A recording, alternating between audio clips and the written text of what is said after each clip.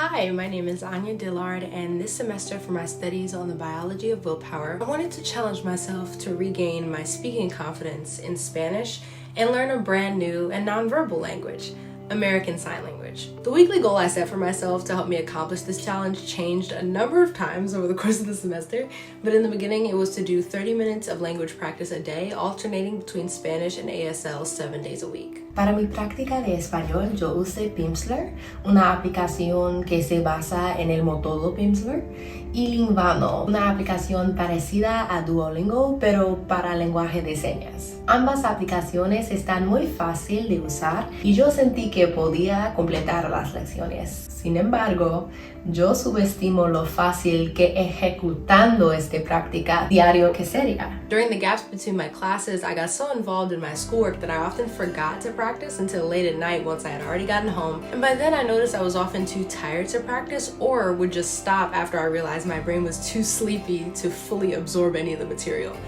Ven conmigo. And given that I had been keeping track of my progress in a journal as well, the prospect of sitting down and writing out my reflections every day was doubly as exhausting. After about 3 weeks, I realized my original goal needed some modification, so instead of attempting to practice every day for 30 minutes with my focused language alternating every other day, I decided I would commit to practicing 3 days a week for 30 minutes with each alternating language. For example, if I practiced Spanish Monday, I'd practice ASL the next day, and so on. And the following week, I would begin with ASL and keep the cycle going. Over the course of my entire Willpower Challenge, I documented roughly 45 days of official practice, for example, using one of the aforementioned softwares. However, I also tried to practice in more spontaneous ways.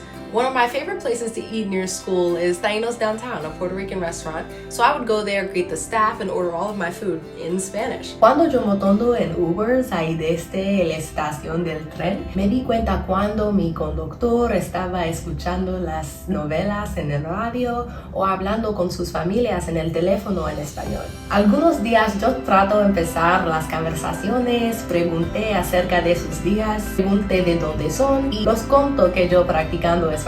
The amount of shocked over-the-shoulder double takes I received is enough to give anyone with social anxiety a heart attack, but I chose to see the humor in it and got a good few days of spontaneous practice simply from engaging where I knew that I could. There were a lot of concepts from our course text, The Willpower Instinct, that I felt came up at different points during my Willpower Challenge. One of the concepts that I really had to grapple with early on was ironic rebounding. This phenomenon where trying to suppress your thoughts or feelings tend to make them even stronger. In the beginning of my Willpower Challenge, because I spent most of my day at school, I had to get over this internal self-consciousness about practicing my languages in public spaces. The more I thought to myself that people were staring at me or that they could understand all the errors and mess-ups that I was going through during my practice, the more I had to learn not to let those thoughts consume me. There were a couple days where the thoughts were so overwhelming that I put off practicing until I went home, which often resulted in me missing a day of practice entirely.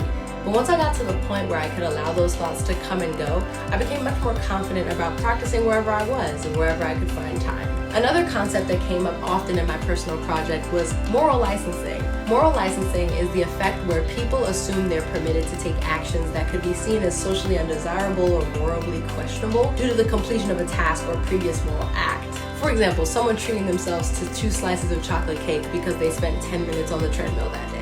A menudo me recompensaba con siestas y refrigerios después de completar mi práctica del idioma, which I thought were moderate means of rewarding my progress. Sin embargo, algunos días, principalmente los días que dejo la práctica para más tarde, mis recompensas se vuelven más indulgentes. Once I finished practice, I would treat myself to 2 hours of a show I really liked, not realizing how much time it would take away from me doing my homework or getting a good night's rest. Through practicing self-awareness, I was able to formulate a better reward system for myself and develop a real understanding of what my big picture was and why I was doing this challenge in the first place. Sure, completing this Willpower Challenge was a required part of this class, but I could have chosen to do 10 jumping jacks a day or stop biting my nails or get 8 hours of sleep every night as my Willpower Challenge. So why languages? For as long as I can remember, I've always wanted to be a more effective communicator, both in my personal life and in my professional life as a civil servant and a media professional. A huge lifetime goal of mine is to be fluent in 4 languages, so when it came to choosing something to commit to for this challenge, committing to language practice was a no-brainer for me. I'm looking forward to continuing this Willpower challenge and to continue to improve. But as we near the end of the semester, I'm glad that I could bring you guys on a tiny piece of this ride with me. Gracias para escuchar. Thank you for listening. Thank you for listening. I wish all of you a fruitful end to the semester. May your willpower reserves never run dry.